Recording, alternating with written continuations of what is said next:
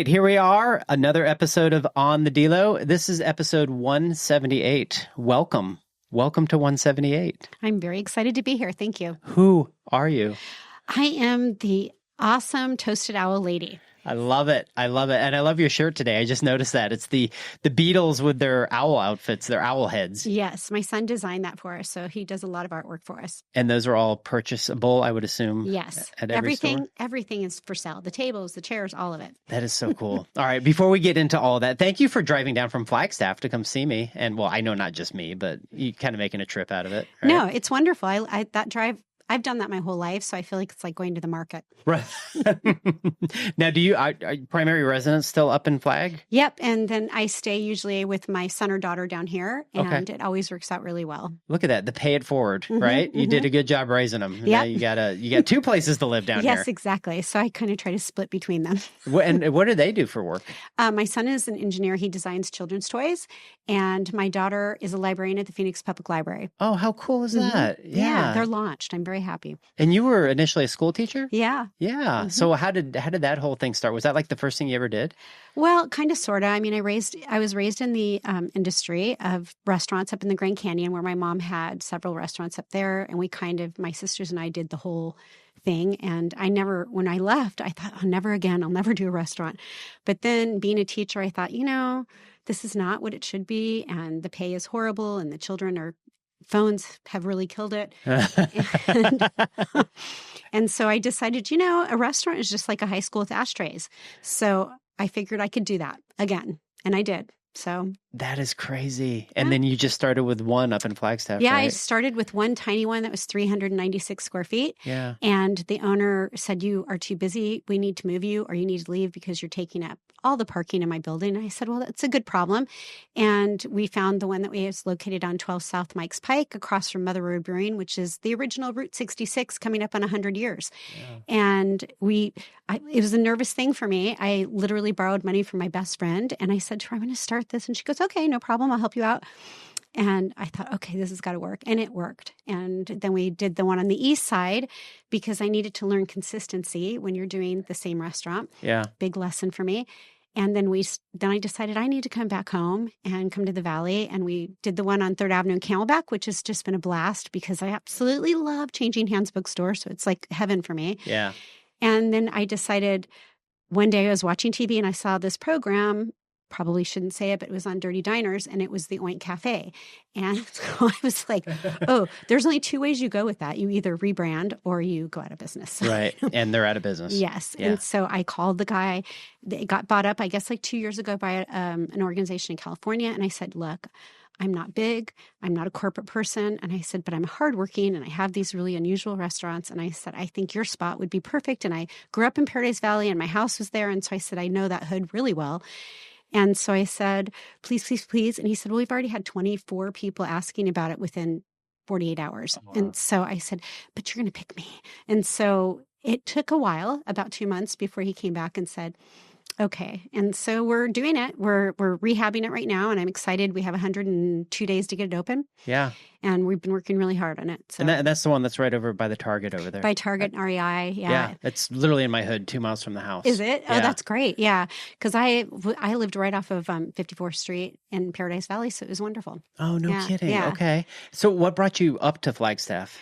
I had a horrible, terrible, no good divorce, and I was kind of tired of everybody going, oh, your life is over, Yeah. And so I said, no, it's not. It's just beginning. It's a new chapter. And because I already knew that area from being in the Grand Canyon, I thought I'll just change it up. And I did. And that's been fun. I have a 106-year-old house downtown in Flagstaff, and it's so funny. It's got owls everywhere.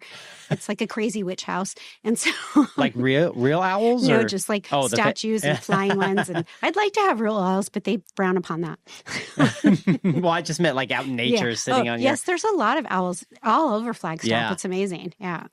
But yeah, it's just been, I think I love my job. And I think that's why it's successful, that I love what I do. I love being surrounded by the younger kids, and not going to lie, it's hard work. And sometimes I'm like, what am I doing? Right. We have our moments. Yep. And so, but now I think it's fun. And I'm really looking forward to kind of coming back to Phoenix and Paradise Valley my friends are all excited. And so I think it'll be a good mix. And I'll have the winters here like we all hope for and the summers in Flagstaff. So you have your two homes, right? Exactly. That's great. How long ago did you open the one in Flagstaff? It's been 12 years. Oh, 12 years. Okay. Yeah. It seems like a lifetime. Yes. It really does. And you know what? I think to myself, God, 12 years just literally flew by. So I'm excited to be here. And I think that after we open this one down here, I might take a beat and give it a year or two. And I don't know. My dream is like, I can just work all the time. I love working. So yeah, I do too. I think that's why we relate, because it's not like work. You're living. Yes. You're literally living what you love to do. And I'm sure opening up new stores for you, part of the fun is going and finding the stuff to put in it. Oh my God. I have so much fun. So I just went to Denver and we went to Albuquerque and we did all of this stuff. We filled up my Sprinter van. My best friend and I we get on the road and it becomes like this game. We go to all these vintage places and we're like just owls. And people are like, oh, here's an owl. Here's an owl. The whole store is getting into it. So we have a lot of fun and people are like, okay, so you're old wise ladies. And we're like, okay, sure, we'll take that. And we just have fun. We're going to go back east next year because that seems to be the treasure trove, the Midwest and the back east. So we're deciding, should we get like a huge, big rental truck and, drive back there or fly there and bring one home because it's quite a trip. But right. And everybody listening right now is probably like, okay, cut to the chase. Why owls? They want to know the history. The history. Well, I've always loved owls, but I was an English teacher and during the Harry Potter days. And I think that, I made the mistake of telling the kids, I love owls and Hedwig and all of this other stuff. And the sweet little darlings that they were brought me little tchotchkes of owls. It kind of got weird. And when I decided I didn't want to teach anymore, I brought them home and my own children was like, Mom, what's up with all the owls? I was like, I must find a place to put them. And then I thought, you know what? So we'll do the toasted owl. And I kind of came up with the name so that we would have fun with that because you're serving toast and things are breakfasty. And the owl, and it's just taken off. I mean, oh my gosh, the stories, everyone has an owl story. Everyone. They tell me, oh, my owl in the backyard, or oh, my college, has owl as their theme. And I was like, oh, I didn't realize there were so many owl stories, but there are. And I think they're majestic birds. I mean, they are a raptor. So I always say they are beautiful raptors. That could probably rip your eyes out, but but it's been fun and it's just taken on a life of its own. I love owls. We have them. So I live up off of the 51 in Shea, that area. Oh, there's a lot of owls, Tons of owls over there. Like I love them so much, but also I have too many Australian Shepherds. So like when I'm in the backyard at night going potty, or the dogs are going potty, sometimes I do. I'm making sure that, and we've had them sit on top of the house. And, I mean, sometimes when I walk Jersey, my older dog, she'll be on a leash or whatever, but man, they'll be right up there at the light pole. I saw 3 in a tree, like right down the road, and they all kind of hang out together. And it's really fascinating. No, North Scottsdale has a ton of owls because you're in that desert landscape. So yeah. So what would you say, like, are the comments from people that come in that have not been in there before, like just going to grab breakfast? Well, I think I watch them when they come in, it's overwhelming. Yeah. It's just people are like, okay, nothing matches.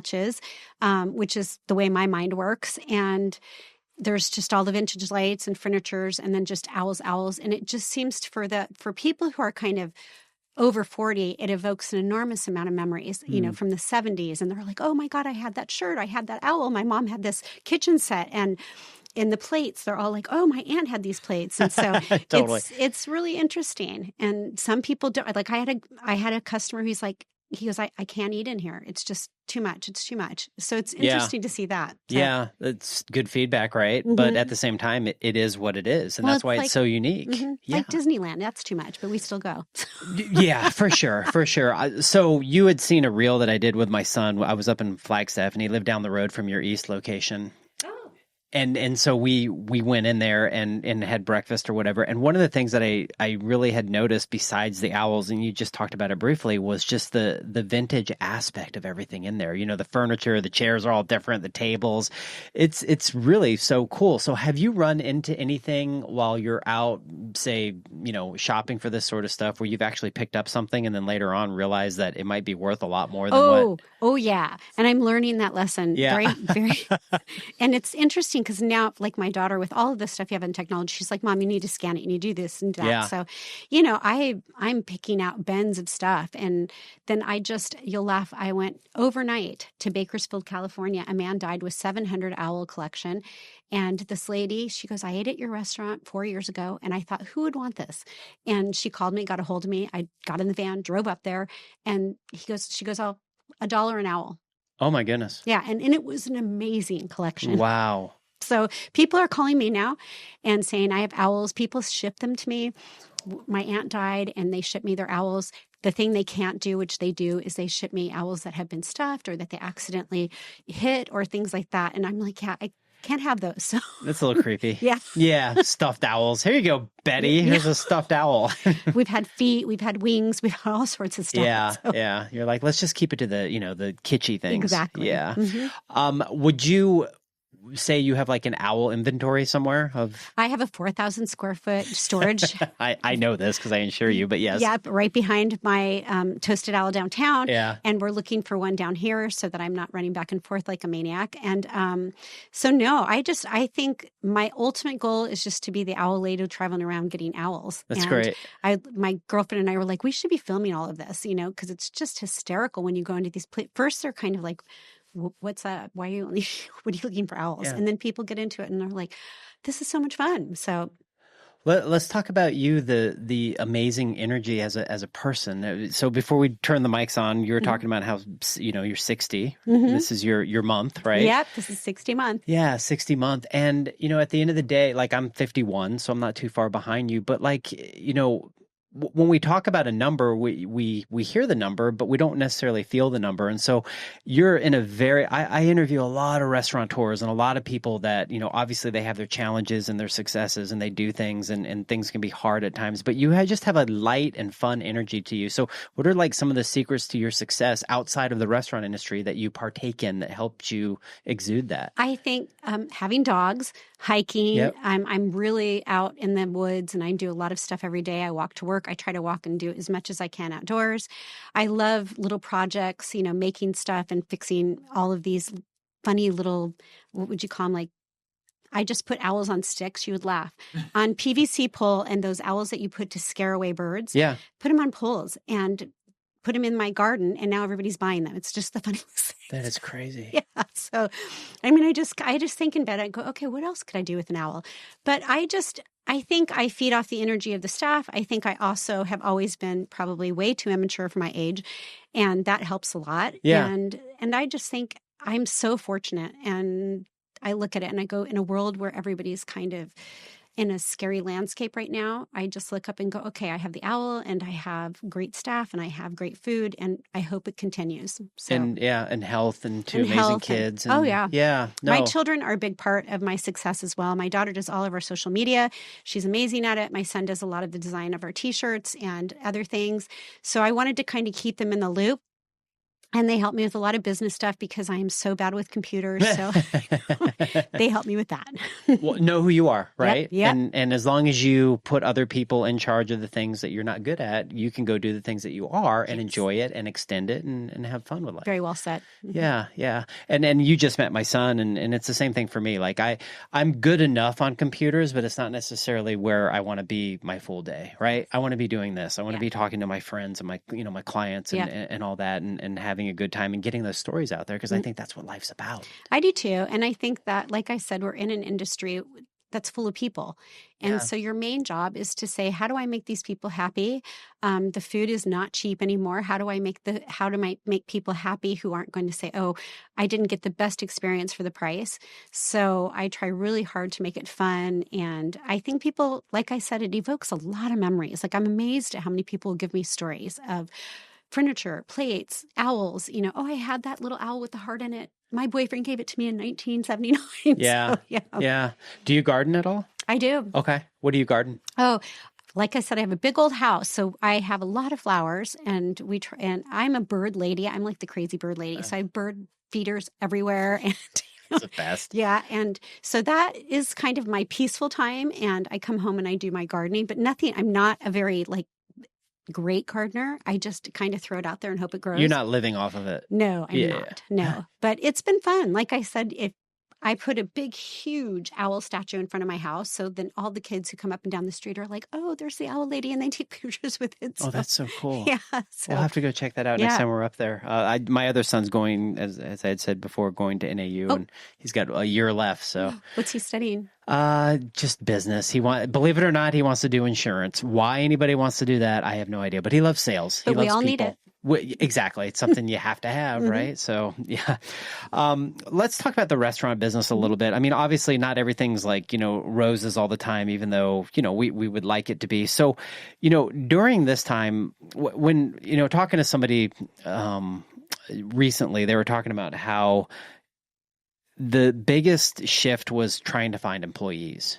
Now, I'm sure that's probably always kind of one of your biggest shifts, right? Because you're in an area that's not necessarily conducive to a lot of people all the time. Well, I think for Flagstaff in particular, it's an interesting dynamic because it's so incredibly expensive to live up there now.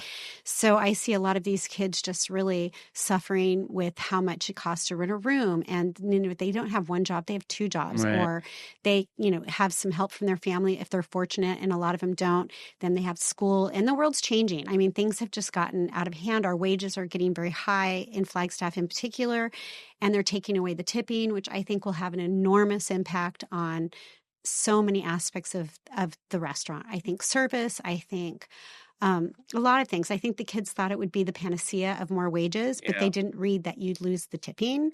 And so I think that they're now just understanding what that means. And so I said, yeah, you guys will just basically be like an hourly employee. And they're all like, what? Huh? And yeah. Okay. Yeah. And so I don't know how it's going to go. I know that the tipping culture personally, I think, has gotten out of hand. So where it used to be for a service-based industry, now it's like everywhere, and yeah. Yeah. Right. Exactly. They just hand you a cup of coffee that is literally right there, or a cup per se. Yeah. And so I think that shift kind of was the beginning of a weird culture with tipping and people getting kind of upset about it, which I don't blame them, because what did we used to tip for? Really good service in restaurants and bars and things like that. But experiences, unique experiences, right? Yeah. I mean, anybody can go to and not to call it out, all these places have their unique, or have their, not even their uniqueness, but they have their place in society. You have your Denny's and you have their, regular, but to go into a Toasted Owl, you're literally in there with somebody's heart and soul of vintage furniture. Like, you're not going to see that anywhere else. You're driving through Flagstaff and it's like, where do you want to go? Oh, let's just go to another Denny's. No, let's go to the Owl. And so there is a uniqueness to paying for that experience. Well, and I think I'm super lucky because I sit on like the $1 million corner between Pizza Coletta and Mother Road Brewery, which, all three of us get along very well. And even, with Fratellis too, we all just kind of help each other out. And it's, for me as a business owner, you don't often get that because I feel like people kind of like, oh, you're in my competition lane. So I think that for all of me at Flagstaff, it's been great. And on the east side, what I find over there, which is wonderful, is that it's all kind of local people that we don't get downtown. So that's been nice that people come back and go, oh, the Toasted Owl. And that was a big one for me because it's a big space. So I learned, how do you manage a big space? How do you manage kind of a not such a busy side of town? Yeah. But Flagstaff has really blown up in the last few years. Oh, for sure. And the golf course area over there by the east side, that's kind of the money area. Exactly. Yeah. And, I think that it's been fun. And I have friends. I have so many friends who have houses up there who have been so wonderful about, helping me become more successful and talking about the Toasted Owl. So I'm very lucky to have a network of people who say, here's this lady and, go to her restaurant. So it's been nice. Now, in the spirit of being an entrepreneur and working with others around you and doing all that, we can just kind of segue into the arena of how you're a very giving person and how you love to give back. So what are some of those things true to your heart that you like to do? Every year we do a Name That Tune for Flagstaff Shelter Services. I sit on the board of the Joni Foundation, and we do a bingo night for them, and they're the special needs children.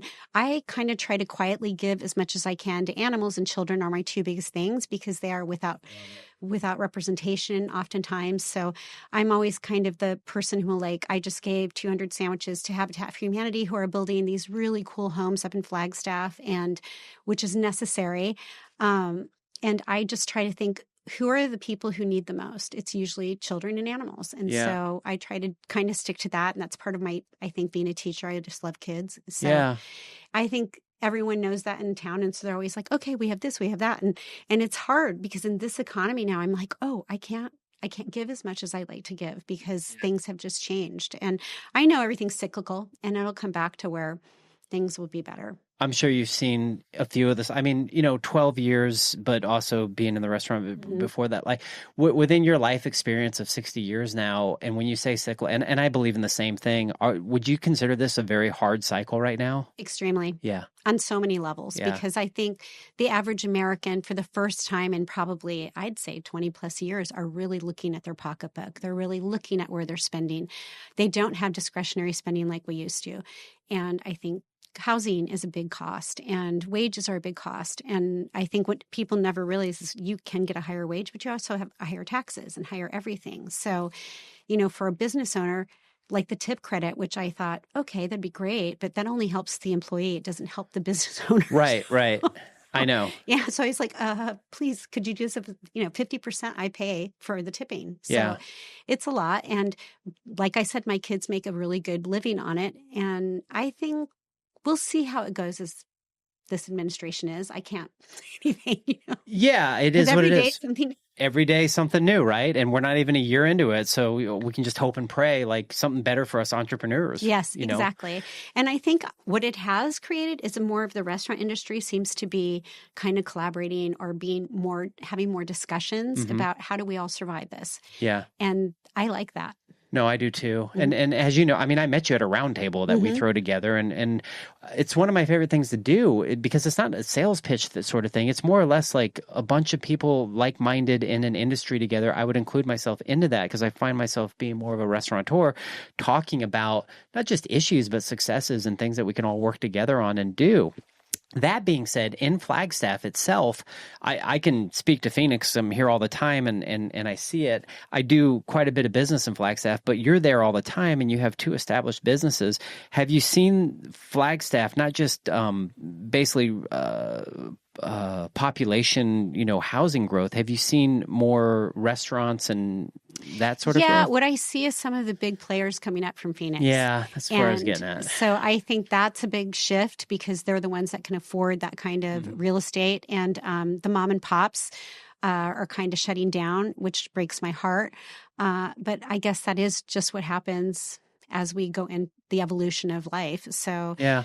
It kind of makes me sad. Like me, I'm going into Phoenix because I'd like to survive Flagstaff, right. and it's a big market. Phoenix is, even in the 12 years I've been gone, the population has exploded and things are everywhere. And I'm alone. Like I don't have any partners. I don't have anything. So it's unusual. Great, yeah, I mean, it's kind of lonely, but also great at the same time. It's great because all the decisions are mine. Right. And so I don't have to argue with anybody because I'm pretty out there with a lot of my stuff. I'm like, let's try this, and I cook a lot at home with different recipes, and then I'll come in and the kids are like, what? And, and I'll go, just try it. You guys will like it. And I'm like, no, just try it. And I have fun with that. And now I have a young man who works for me, who's my GM now, who started with me when he was 18, who just had his first child. He left after COVID because we survived COVID, but I think it just about did him in. Yeah.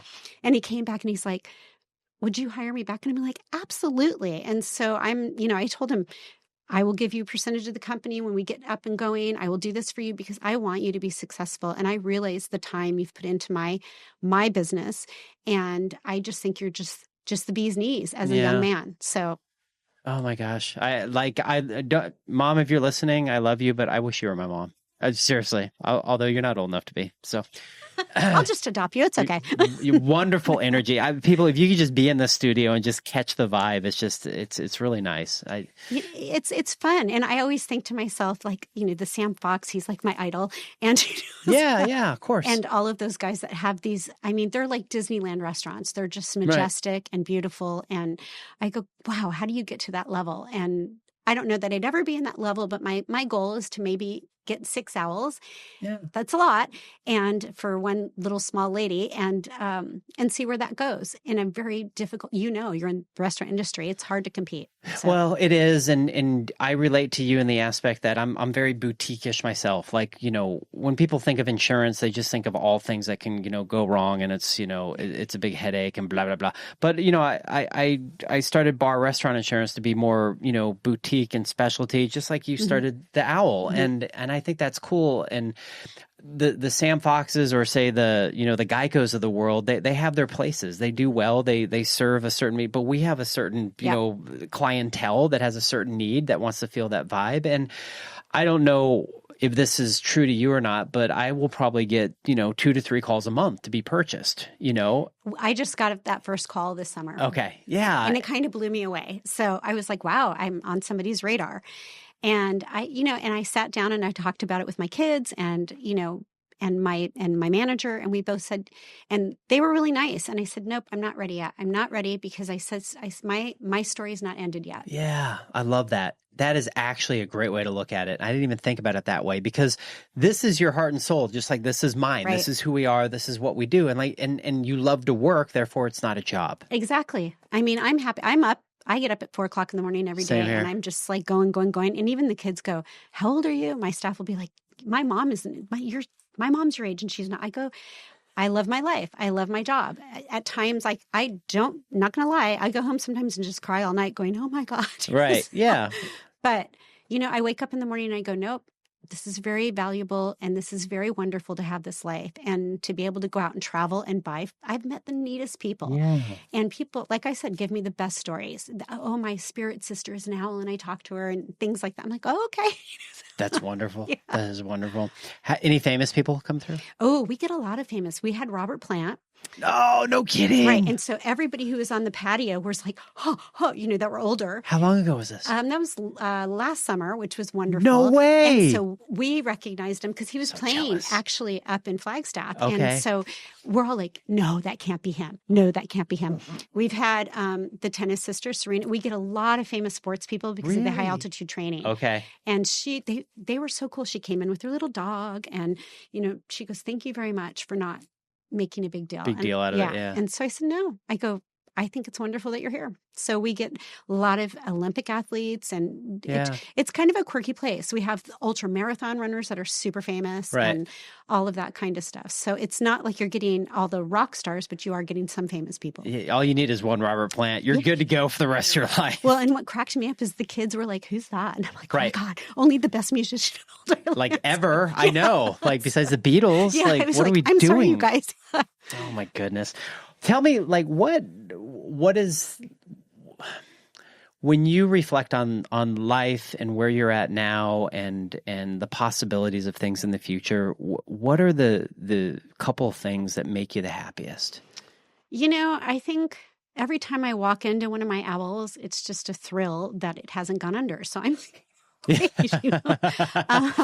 and then because you've probably come close, right? I mean, everybody has, and you're just kind of robbing Peter to pay Paul a lot of the time. And I just kept thinking, with the grace of the universe, this will work out, and it does. And I put my head down because I am an owner that works in her business. I think sometimes it drives my employees crazy because I have an excellent standard, and I say to him, I won't embrace mediocrity in my restaurant, and so you have to kind of understand that.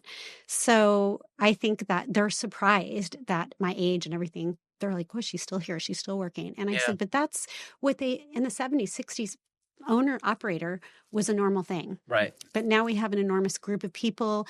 We have enormous things because it's the money side of it. And so I understand that. I don't know that we'll ever get that big. And again, my dream is like, maybe I will. And when I get to 6 owls, spin it off and sell it to something if it's still viable. Yeah. But while it's here, I'm just having a blast. So what's the hardest part about firing somebody?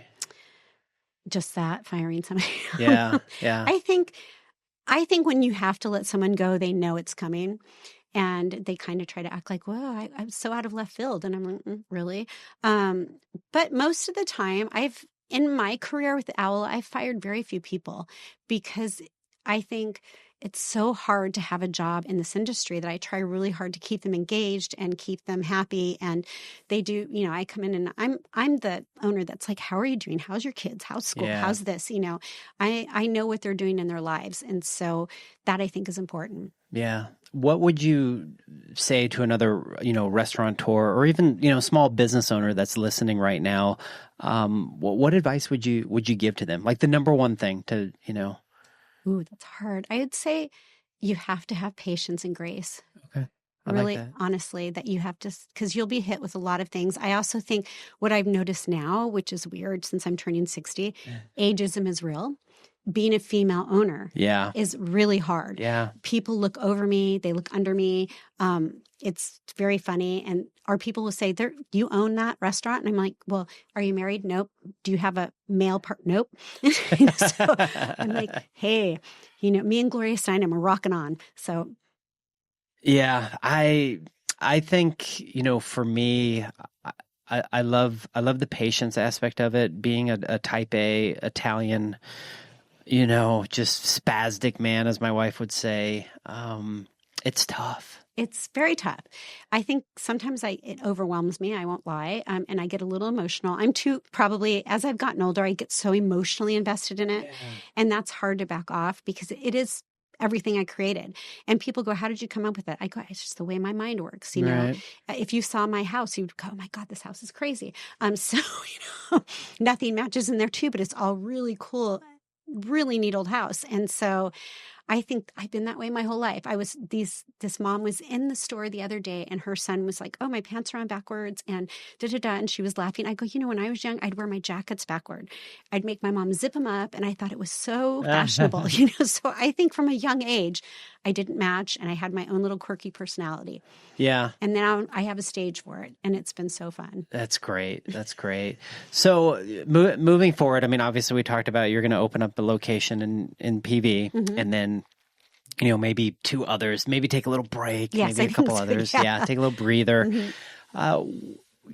Any other future plans, like personally, besides going and scouring for stuff? You got any trips planned? Or? Well, this is my 60-year-old year. So I made a calendar and I'm going to do 60 things I've never done in my life. Okay, this is good. So I have written down, I'm taking a cruise, which I'm not a very cruisy person. But don't watch Netflix. Yeah. Okay. The poop cruise. I saw that. Yeah. I'm going with my extended family, which I don't get to see them a lot because they were in the military for a really long time, but everybody is like, come back to Arizona.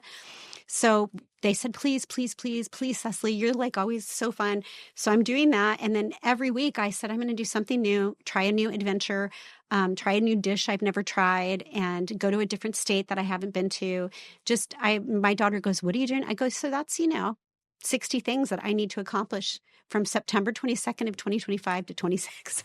Wow. That's really cool, though. I mean, why not? They had a movie called Bucket List, I think. It was like all those things. Yeah, kind of that. And so, and I've been fortunate to travel a lot in my lifetime and do a lot of things. So some of the things that I haven't done is, I haven't been to a lot of sporting events because I'm not a big sporty person. But I thought I need to go and see what all the rage is about.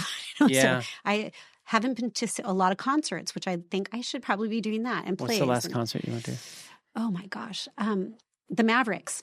Oh, wow. Yeah. Okay. And I really like them. So, but I would like to do a lot of things and go different places. And I would like to hike in more remote places than Flagstaff, but it's great hiking, but I'd like to actually see different views. And then Buffalo Park. Yeah. In the morning doing the loop. Which I keep losing my car keys at. Yesterday I had to get my car to because You're killing me. That's so funny. We had keys made for our tiny home up in Sholo, and they're all owl keys. Oh, yay! I was thinking of you. Yeah. Oh, good. Yeah, because they had them at the Ace Hardware, and they're I'm already going to go done. there today if they have owl keys. Yeah, they have owl keys for you. So, no, that's great. Is there? I'm going to do a few rapid fire questions. Is there anything you want to promote or talk about before we? I'd really like to promote our 2 locations down in Phoenix. One is on 3rd Avenue in Camelback next to Changing Hands Bookstore, and the other one is in the new redone fabulous Paradise Valley area of the mall. And I'm excited. We're over in the REI Target. Everyone knows where it is. And taking over the old Oink space, which I think had a very long history there as well. Yeah. That's gonna be great. I'm in that Target all the time. Yeah. Actually. And I went this summer and probably got the most coolest lamps. People are going to die when they see them. Yeah, and your Phoenix location is really unique because, like, I love changing hands too. I mean, I love holding a good book. That's just my thing. Every morning I just read a book. And so if you all can make like a date out of it, bring your other half or whomever, bring a friend and just go and grab a book and go over the owl and grab some coffee and pancakes, right? And that's what we do. And it's created, and the partners who own Changing Hands are absolutely wonderful too. And they're all women, which is wonderful. That's awesome. Yeah. Yeah.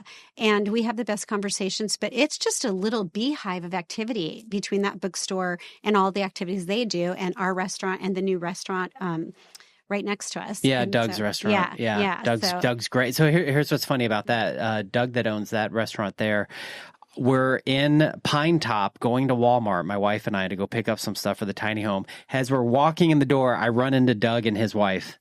Like he's got a place in Greer, so he had to go down from Greer to get to Walmart. Anyways, yeah, and I know that he took over an enormously big spot there. So Southern Rail, Southern Rail that did, they were there for like I think a decade. Yeah, so and he's a really good.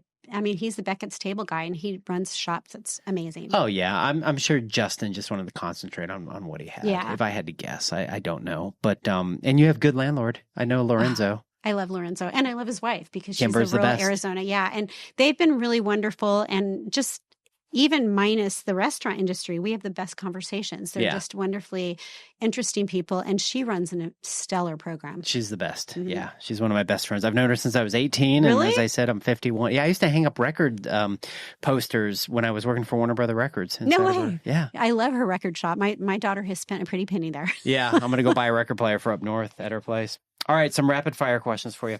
Wine or coffee? Coffee. Okay. Woods or the beach? Ooh, both. Okay, fair enough. Van Halen or Elton John? Van Halen. Good job. You can stay. Climbing or cycling? I do both, but cycling. Okay. Mm-hmm. Do you have like a 10 I speed? do have a track. Mm-hmm. Oh, nice. Mm-hmm. Look at you.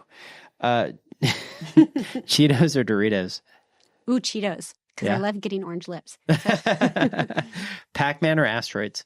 Pac-Man. Yeah. I grew up with that. Isn't it the best? Mm-hmm. I can still do Wonka Wonka. When my dad would take me to the bar because he was so irresponsible and just, like that's, what he did here. The Pac-Man was like my babysitter. Yeah. That and chicken wings was it was great. Thanks. Mm-hmm. Vanguard or Fidelity? Oh, gosh. Probably Vanguard. Yeah. Mm-hmm. Do you have like... I have literally doing this. I'm probably the worst financial person right now because I have wiped out everything to make this one happen down here. Yeah. And I kind of look at it as, it comes, it goes, you live make for it again. Today. Mm-hmm. Yeah. And, I tell my kids, they're like, what are we inheriting? I'm like, I don't know, not right now. Some stores. Yeah. That's funny. Cold plunge or sauna? Ooh, cold plunge. Okay. Yeah. Yeah. I do like the cold water. Yeah. And then aliens or Sasquatch? Sasquatch. Let's see. You like that? I had to press the button. Well, this has been awesome. Thank you so much for driving down and hanging out with Delo. It's been, what? I feel honored to even be asked to be on your really cool podcast. Oh, you're the best. You got to go back and listen to a few more episodes. I got so many episodes now. It's great. But what's so important to me is, being able to have people come and talk about their story and for others to hear it. And hopefully it like gains that attention. So they're like, oh, wow, I should really go try that place because now they know the owner. They know who you are. Yep. And that to me is what gets me up every day. I get excited when I look at my book and I see who's coming in and I get to talk to and you all have that. Quite a portfolio of restaurant people, so it's very impressive. Yeah, and thank you for that. And it makes me happy. It's kind of like when I was in the music business, when I was promoting really good artists and you got those gold platinum records. That's what I feel like you all are. I'm like, this is cool. I got the platinum record of the Toasted Owl. I'll have to bring you a gold owl. That would be great. I would love a gold owl. So thank you again. And everybody, I will put all of your locations, everything in show notes where people can find you. and follow you on social as well. And your daughter can ping them back. Yep. She's great on there. She was so cool. She's so funny, and she has the wicked sense of humor like her mother. So yeah, I thought I was a little bit. I knew I wasn't talking to you because I didn't think you were Instagramming me, but I kind of felt like I was talking to you in a sense. So she'll probably listen to this. So hello and thank you. And so we'll put all that out there. Everybody, thank you for listening. Please 5-star this. Please share it with somebody. And if you're in Phoenix or Flagstaff, go check out the Toasted Owl. Amazing food all around. And you close at what time usually? Oh, we're open from 7 to 2. Okay. So 7 to 2. Yeah. So it's perfect. A short, perfect day. Love it. All right. Until next time, everybody. Peace out. Bye. Thank you, David. You bet.